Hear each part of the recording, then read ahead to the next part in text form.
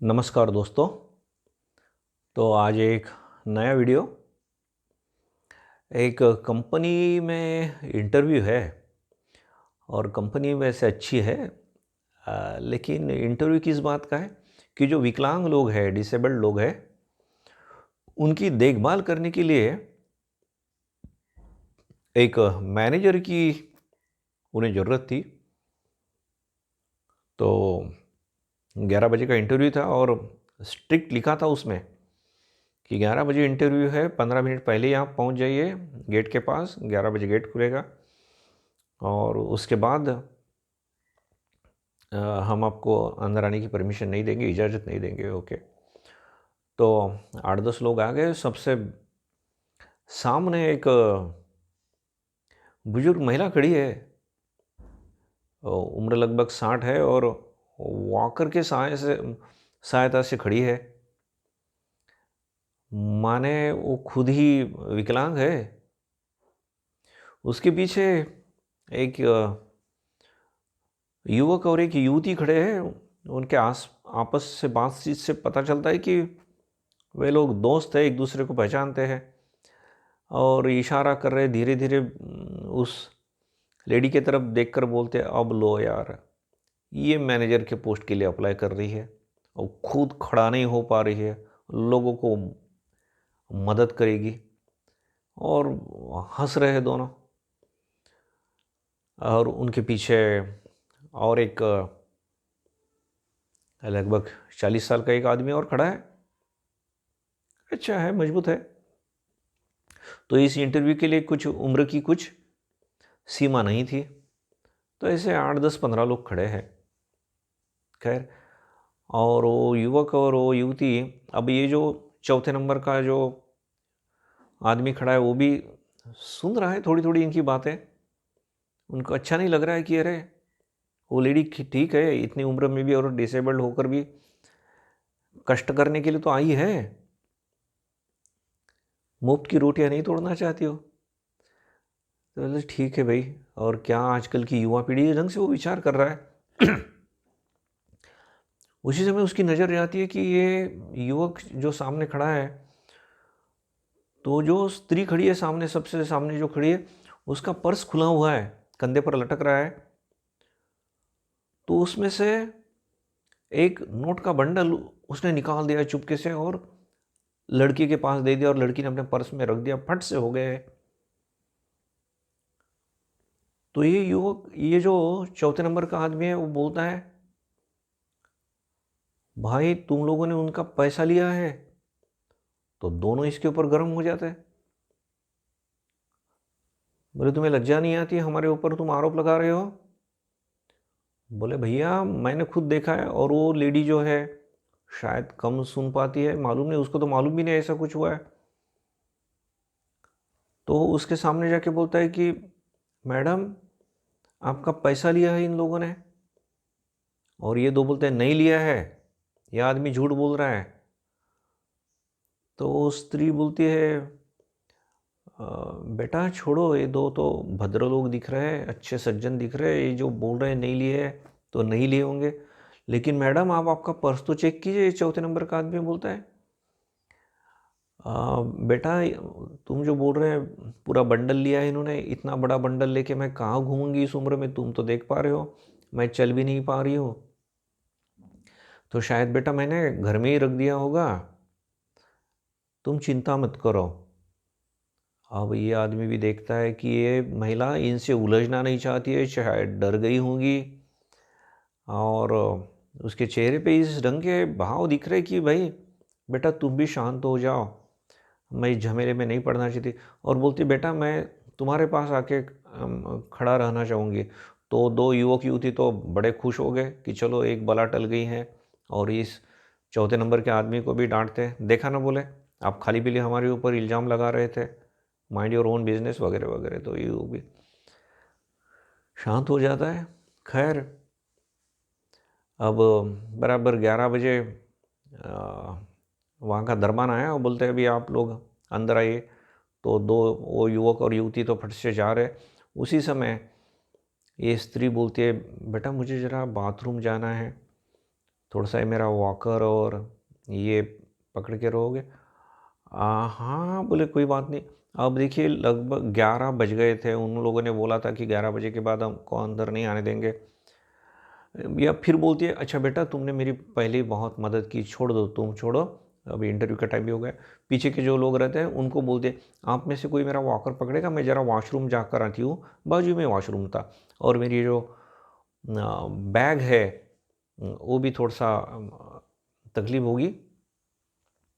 तो सब बोलते, सॉरी मैम, इंटरव्यू का समय हो गया है, नहीं तो हम आपको मदद करते हैं। तो और पीछे 7-8 आदमी उनको भी पूछते कि प्लीज़। तो ये आदमी बोलता है, मैडम आप मुझे दे। अरे नहीं बेटा, तुमने तो पहले ही मुझे मदद की। नहीं नहीं, बोले आप चिंता मत कीजिए, लेकिन फिर अभी इंटरव्यू का समय हो गया ना। बोले आप चिंता मत कीजिए। और वो धीरे धीरे बाथरूम जाती है। वो चौकीदार आता है और बोलता है, चलो बाकी सब लोग तो चले गए अंदर। ये चौकीदार बोलता है, भैया 11 बज गए हैं, 2 ही मिनट बाकी है, तुम भी अंदर आ जाओ। बोले नहीं नहीं, वो एक मैडम गई है, वो भी इंटरव्यू के लिए आई है। अरे लेकिन 11 बजने के बाद नहीं होगा। बोले प्लीज़ थोड़ा सा समय दीजिए ना, वो वृद्ध महिला है। बोलते ठीक है भैया, बाद में मुझे मत बोलना, मुझे जो सूचनाएं दी थी मैंने तुमको दे दी है। और वो चला जाता है। तो ये थोड़ी देर के बाद आती है, 11 बजकर 5-6 मिनट हो गए। ये भी आदमी थोड़ा सा बोलता है, अरे यार टाइम तो हो गया। अब उस स्त्री को भी बोलता है, 11 बजकर 6 मिनट हुए। बोलते बेटा चलो ना, देखेंगे सामने, अगर उन्होंने लिया है तो ठीक। और बोले बेटा माफ़ करना, मेरे लिए तुमको परेशानी हुई है। अब उम्र हो गई ना बेटा, बाथरूम वगैरह तुम यू कैन इमेजिन। बोलते मैडम चिंता मत कीजिए, आइए। तो गेट के पास जाते हो, दरबान बोलता है, हाँ ठीक है आइए अंदर, कोई बात नहीं। तो वो दोनों भी अंदर जाते हैं। तो एक हॉल में सभी लोग इकट्ठा होते हैं और सभी को इंटरव्यू रूम में बुलाया जाता है। बोले आइए आप सभी लोग। तो सभी लोग गए और सभी लोग इंटरव्यू के लिए व्यस्त थे। और एक मिस शोभा उनका इंटरव्यू ले रही है सबका।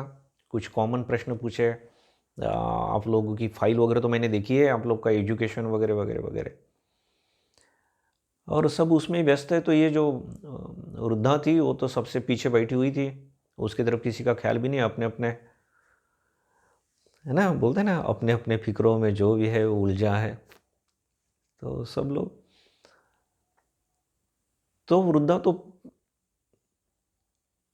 थोड़ी देर के बाद ये सब बातचीत हो रही, तो वृद्धा या वृद्धा जैसे ही कोई बिल्कुल सूट फूट पहन के और उसके जैसे ही, भले वो वृद्धा नहीं दिख रही है इतनी, लेकिन अच्छा सा कड़क। तो बोलते हैं अरे ये हमारे साथ जो वृद्धा थी वैसी ही दिख रही है, शायद उसकी बहन जैसी दिख रही है। खैर डिट्टो, लेकिन एक बड़ा ही शानदार शांत भाव था। एज इफ कंपनी की मालिकिन है, वो ओनर है इस ढंग से। और मिस शोभा को बोलती है, इंटरव्यू हो गया आपका? मैम आप आइए बैठिए। आप क्यों आई, मुझे ही बुला ली थी। बोले नहीं नहीं, आपने किसको सिलेक्ट किया? मैडम अभी चल रही प्रोसीजर। तो बोले तुम सब इंटरव्यू वगैरह ले रही थी, तो मैं बाजू के कमरे से देख रही थी टीवी पर। तो बोले ये जो युवक है, जो अपना वही 4 नंबर वाला युवक, बोले उसे अपॉइंटमेंट दे दीजिए। बोले यस मैम। तो ये युवक और युवती जो थे वो बोलते, मैम हमारा सबसे बड़ा ज़्यादा अनुभव है इसमें, हमारा एजुकेशन भी इस फील्ड में सबसे ज़्यादा है। बोलते हाँ है, लेकिन आप चोर है दोनों।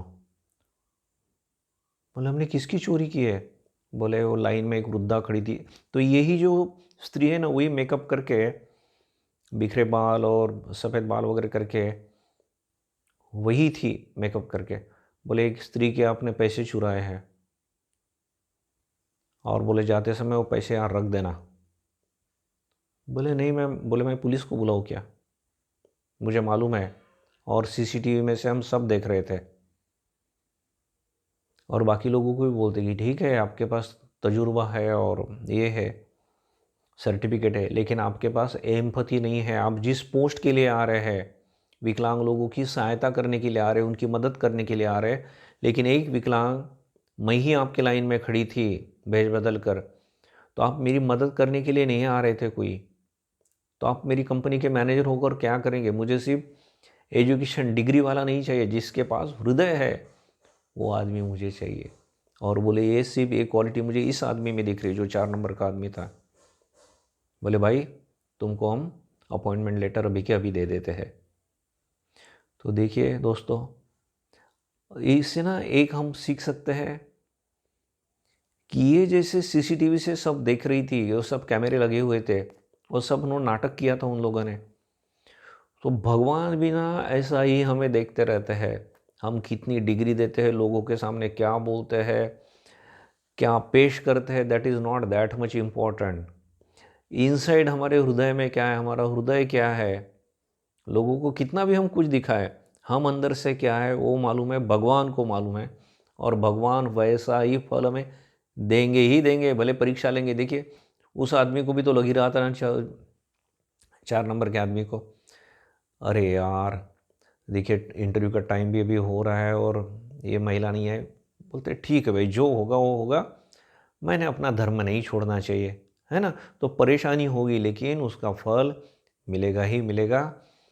तो खैर, हृदय में अच्छी भावना रखिए, भगवान अवश्य ही फल देगा, आज नहीं तो कल, इस आदमी से नहीं तो दूसरे आदमी से, लेकिन देगा ज़रूर, ये विश्वास रखिए। और आपका अच्छा हृदय संभल कर रखिए। पूरा विश्व ऐसा हो रहा है, जग में ऐसा ही है, और करप्शन करने के सिवा चलेगा नहीं। तो प्रैक्टिकल होना चाहिए वगैरह वगैरह। भाई प्रैक्टिकल में भी एक अपनी लिमिट रहती है। प्रैक्टिकल के नाम के नीचे हृदय को पत्थर जैसा मत बना देना, क्योंकि भगवान सब देख रहे हैं, देख ही रहे 101%, और आपको उसका फल मिलने ही वाला है। तो खैर दोस्तों, ये वीडियो अगर आपको पसंद आता है तो दूसरों के साथ शेयर कीजिए, सब्सक्राइब कीजिए, जिससे आपको नए नए ऐसी वीडियो आते रहेंगे। और आप सब लोगों के लिए मैं प्रार्थना करता हूँ। धन्यवाद।